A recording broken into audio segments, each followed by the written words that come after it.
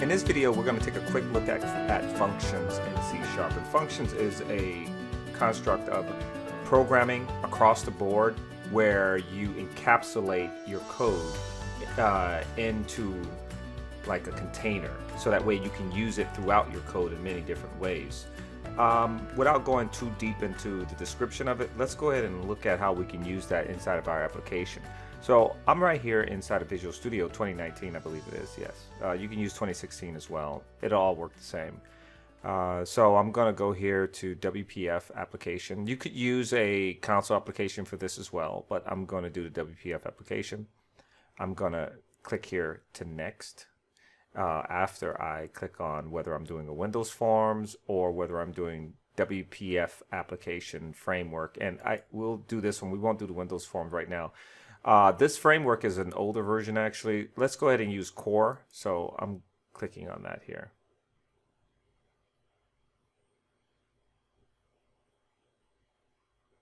So let's go ahead and get started. Let's click on WPF application. So up here we want to make sure we're in the C coding language, programming language, Windows, and desktop here. We want to click on the desktop there, and we're going to go all the way down here to WPF app.NET Core. Click that and click next. Make sure you give it a name and make sure you place it where you want it to be. I'll put this on the desktop, select it there. Now I'm okay, and I can call this functions and hit create.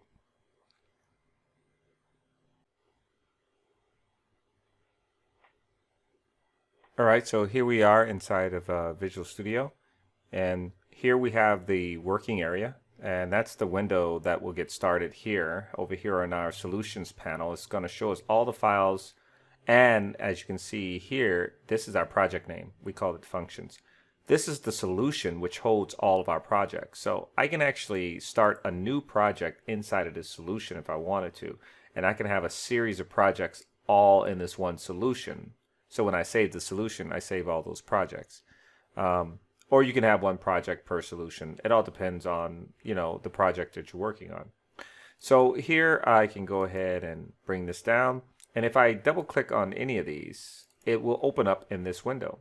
So there'll be times where you start up Visual Studio and it'll look like this. And you actually think, oh, nothing was loaded, but that's not the case. It just means you have to go here and click on the file that you actually want to show. Down here we have our XAML, and we talked about XAML before, but we're not really going to look too deep into that for this because we're focusing on functions.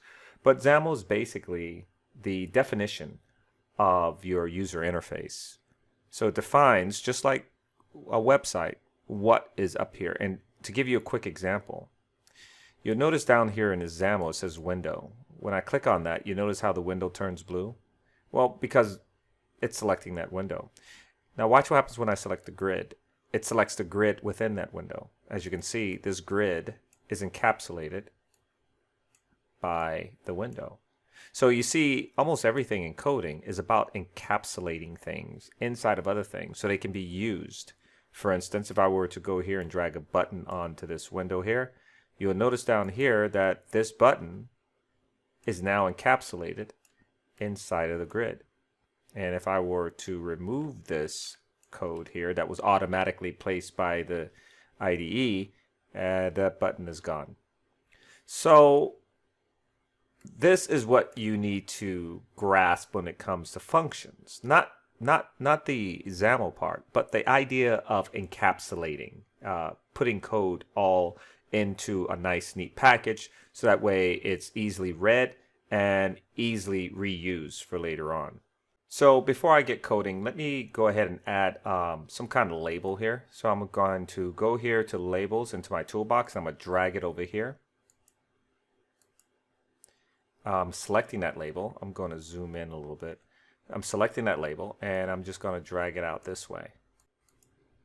Now I'm going to change this word label inside of that label.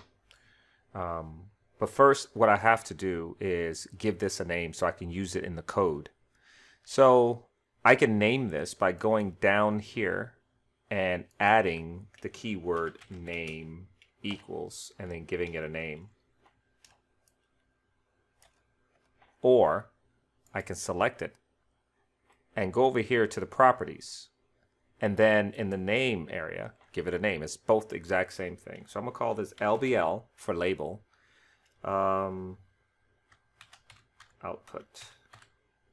Since we're going to use that when we make our functions. Now, to get rid of that content in there, I just go down to the properties content right here underneath the common and then content. And I could just remove that word label that was in there. And then now, as you can see, the label is now clear of any kind of text. I go up here and I can see on my tab, I have that little star there. That means it needs to be saved. So I'm going to hit Control S to save my work. Now I'm ready to go into the code behind. Before I do that, I'm going to create a button so that way when I press the button, some information comes up here. And when I put this button here, we get the first view of the IDE writing a function for us. So if I were to go here, I'm going to drag this button here. And remember, the first thing I need to do with this button is name this button. So with it selected, I'm going over here to the name. I'm going to type btn enter. And then I'm going to change the label inside of that button. So I'm going to go down here to where it says content.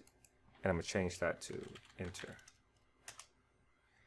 Now, when I go to my code behind, and if you don't remember, we go over here to this window.xaml, main window.xaml, and we're going to push that arrow down, and we're going to see another file inside of that file, or encapsulated underneath that file. And then I'm going to double click that, and you see that says CS at the end of it. That means we're working with C# there. And I'm going to double click that, and it'll open here. Right now, the main thing you want to pay attention to is the fact that you have this class here with an open bracket and a close bracket.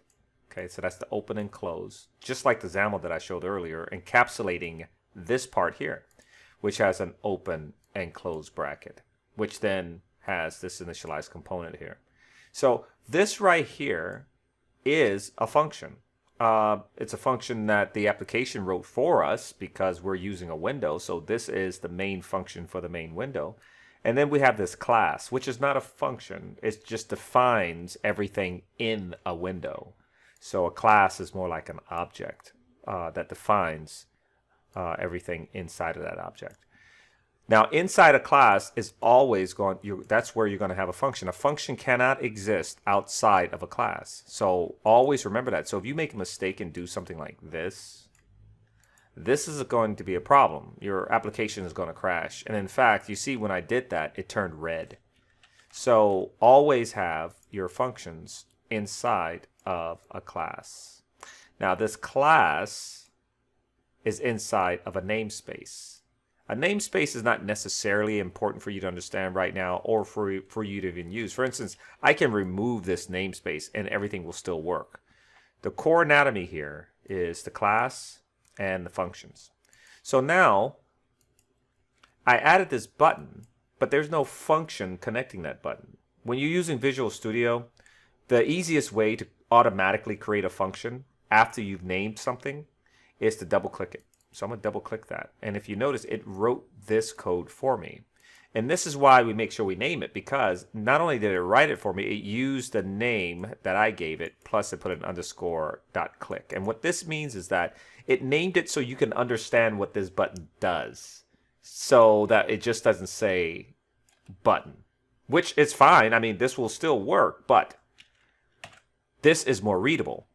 So this is why we use this naming convention. And so when we're talking about naming conventions, what exactly are we talking about? Well, to know more about naming conventions, you want to check out the Microsoft documentation. Each company has their own naming conventions, but there's overall naming conventions that you want to follow as a programmer. And if you go to Microsoft, you'll see that there's all kinds of ways that they suggest that you write your code, because overall it's going to make your code more efficient and more acceptable by other coders and easily fixed later on. And you can go down the list. It tells you how to name things. It tells you how to add extra areas of the string. Now, again, this isn't the only way to do it. There's a ton of other ways to do it, but this is the best way when working on something that you're going to expand past the simple scripting language that you can use C# for as well. So it'll be a good idea to go check this out on Visual Studio C# coding conventions.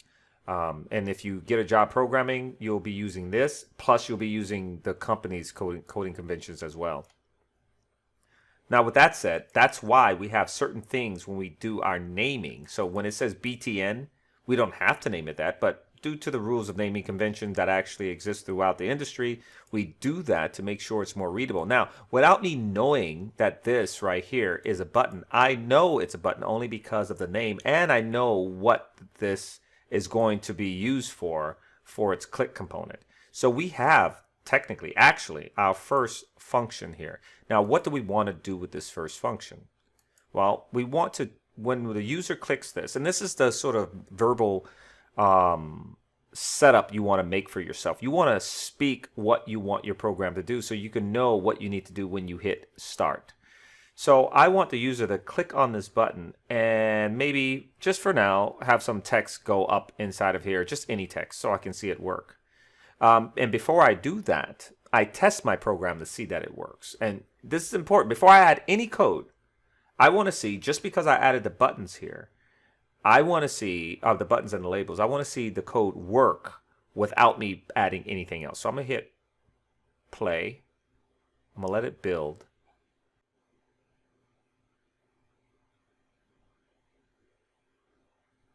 And there it worked. And so right now the button doesn't do anything because we didn't program it to do anything. But we do have that function connected to the button. So we can now go ahead and close this. And I just want to show you how we know that button is connected. If I click on this button here and I go down to the XAML down here, you'll see towards the end this thing that says click. And it has that button's name in there.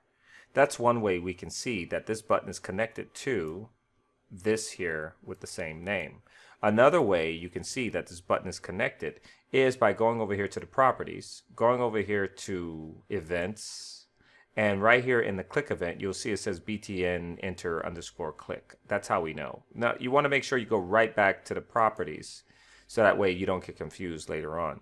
So now I'm going to double click on this so I can go back to this function here. And now I'm going to get the name of this label. And the name of this label is LBL output, and that's what we're going to call inside of here. LBL output dot content equals, and we're going to put that in quotes, test app output. And then I'm going to close that with that semicolon. The semicolon is like the period. It's like saying, okay, I'm done with this line. So what we expect to happen is that when we click on this function here, it's going to go ahead and it's going to put that text inside of this label. And let's see that work. I'm going to hit F5 to run this again. And now when I hit enter, it shows up exactly like what I wanted to see. Now, this right here, this function is actually acting more like a procedure. Why? Because this function simply runs. This word void here means it doesn't return anything. It just does something, right? So this is acting more as a procedure than it would a function. A function is something that actually returns something. However, this does return something. It just returns void or nothing in a way. It's kind of weird. So think about it like returning an empty box. Okay, so you're still getting a box, but it's an empty box. So it's returning void. How can we now make this work where we have our own function and then we use it inside of this button press? Because that would mean every time I do something in this button, I would have to keep on editing this button. So let's say if I had 3 buttons. Let's go over here. I'm going to add myself another button. I'm going to drag this over here. I'm going to hit Control C and Control V. I hit that 2 times.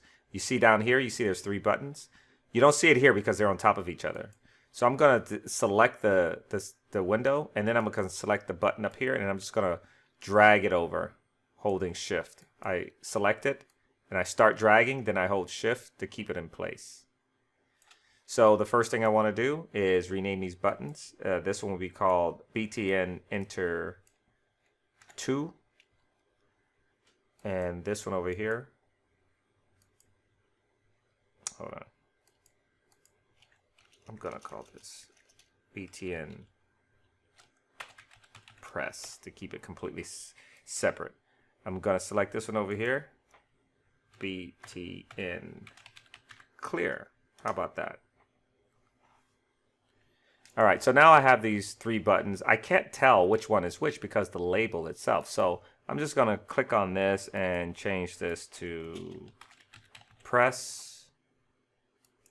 And I'm gonna change the content of this to clear. That way it's more clear. So now I'm gonna go to the back, and now we have these three buttons. So you can imagine now, I'm gonna double click this button, and I'm gonna double click this button, and you notice they all go to the same place. They're all using the same function. So when I go down here, if I click on this button, you'll see on each one of these buttons, it has BTN underscore click. That allows me to use one function, one procedure for everything. However, that's not really what we wanted. So what we're going to do is we're going to click on this button here, and we're going to remove that part. That's putting that function there. Now, if we were to create a button from scratch, obviously we wouldn't have to worry about this. But because we took the route of copying and pasting those buttons, that's the only reason why we have to do this here. So here I'm taking BTN. Let me make sure this is the right one. BTN clear. It's the second one. I'm just going to remove that click there. There we go.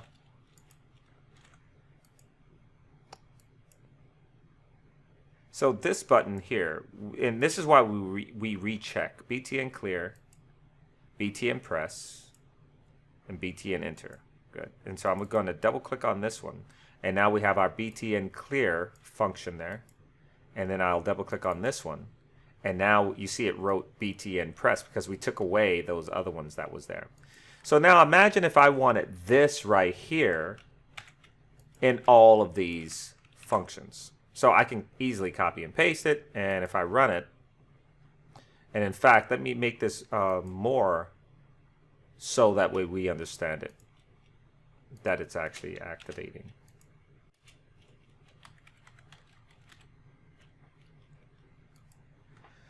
All right, so I'm gonna hit F5. So now I'm just gonna hit enter. You see that goes up there. I'm gonna hit this one, and that shows up there, and I'm gonna hit clear, and that shows up there. So we see that they're working. However, I don't wanna have to reproduce this every single time, and this is where our functions come in. So what we wanna do is create a function that actually we put in some information, and it gives us back some information.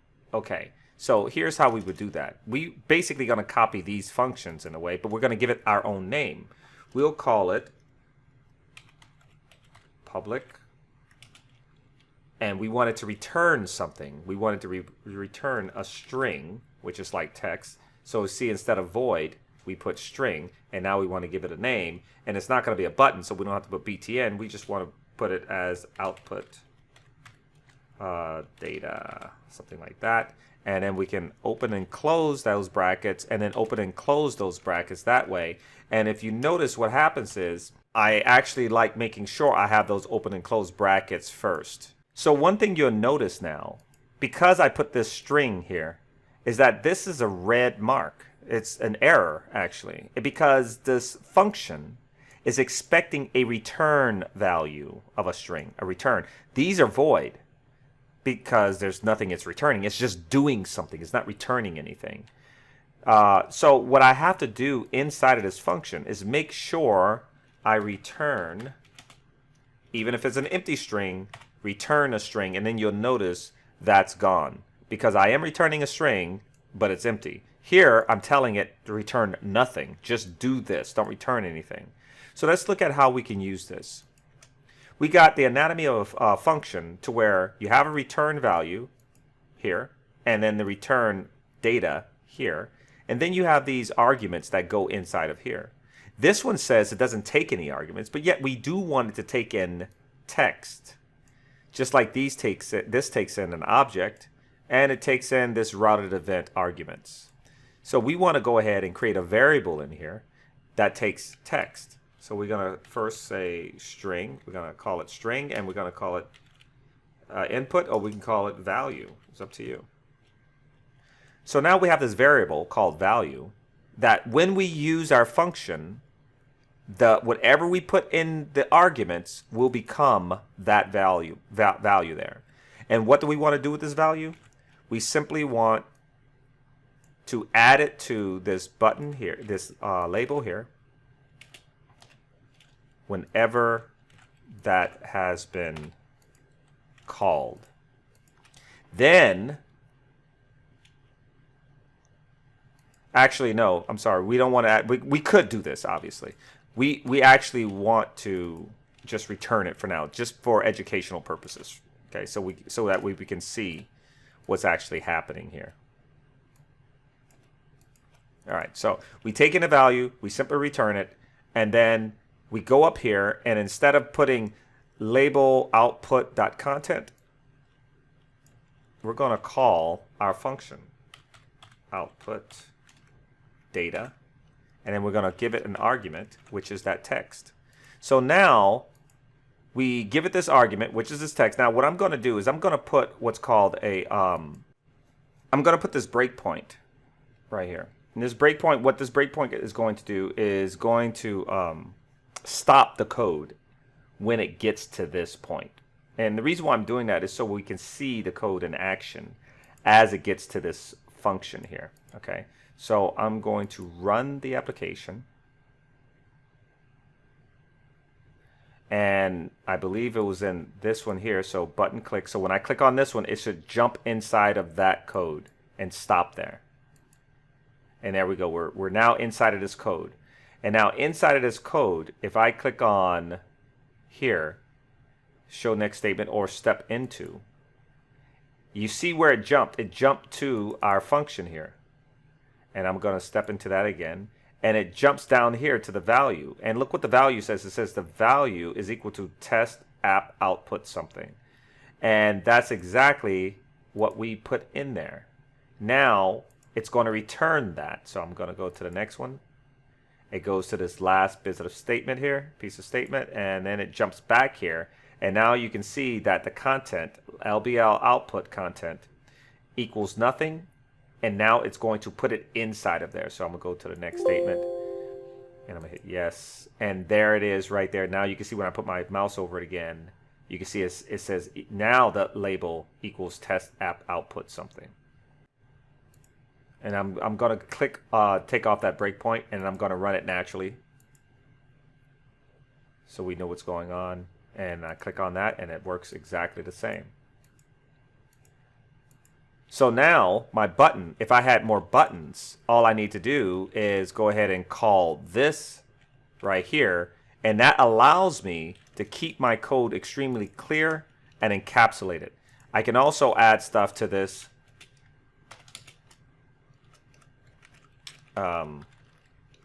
Here. I can add anything you want to this value that comes in. So every value that comes in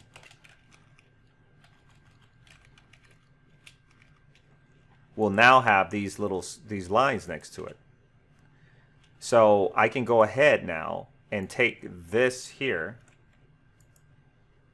my data output, and I can replace all of my other content.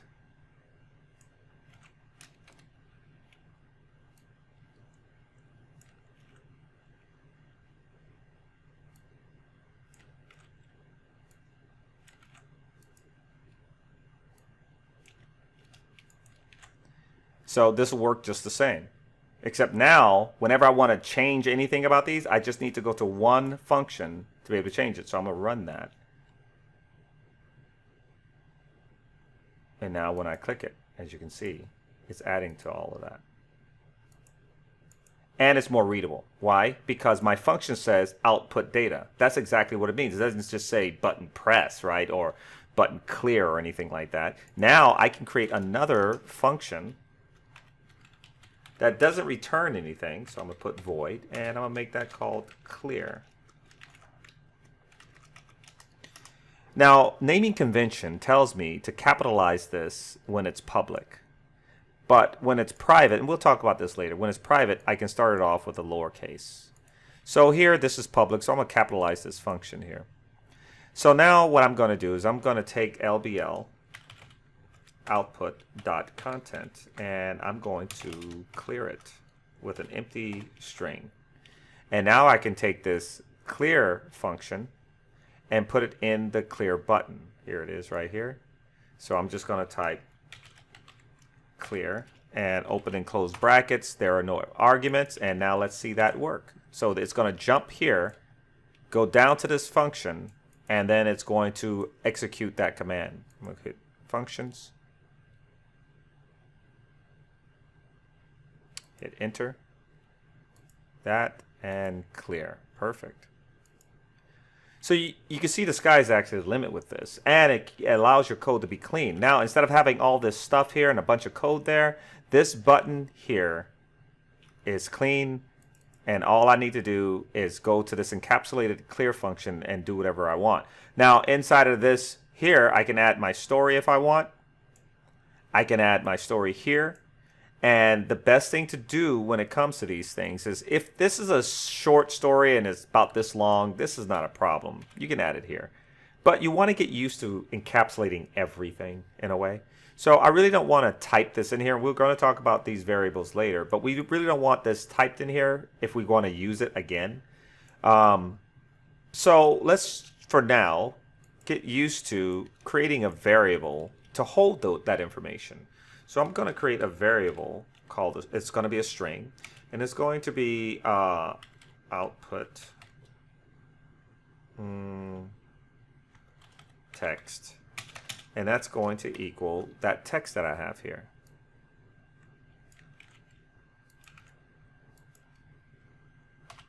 So now I can take this output text and replace it right here. Which means when I click on this button, this output text goes into this function down here, then puts it into this value. That value is then returned with whatever else I have here, returned. And then it's put into here. So why do we do that? Why didn't we just leave that there? Well, because as your code gets longer and longer and longer, you don't want to have to scroll all the way down to figure out where this line of code is. So it's easy to put it up here and edit it whenever you need to edit it. And everywhere else this variable is, it will change. So now let's see it work exactly the same. Here, here, and clear. And just for good measure, we can go ahead and add another button. I'm going to name that button btn exit, and I'm doing this a little bit faster because you guys should be used to it by now. I'm going to go here to the content and exit, and now I'm going to double click on this exit button. Let me expand this, double click on it, and then I'm going to say this dot exit, oops, no, this dot close, sorry, this dot close, and then close that, and then I'm going to run this, enter press, clear, and then exit my application. So we learned a lot about functions, we learned a little bit about variables, we learned something about naming conventions, and we learned how to encapsulate our data so it's easily accessible, easily read, and so that anyone else can actually use our code. We also talked about taking that text out and putting it into a variable. Here we use a string, so you can do the same thing. Let's say you had a story or something you wanted to put up in here. It would be better to put it probably in a string and then use that text wherever you wanted to use it, for whatever button you wanted to use. Hopefully this video was helpful to you. If you have any questions, leave them in the comment section below. Make sure you subscribe, make sure you share the video, and I'll see you guys next time.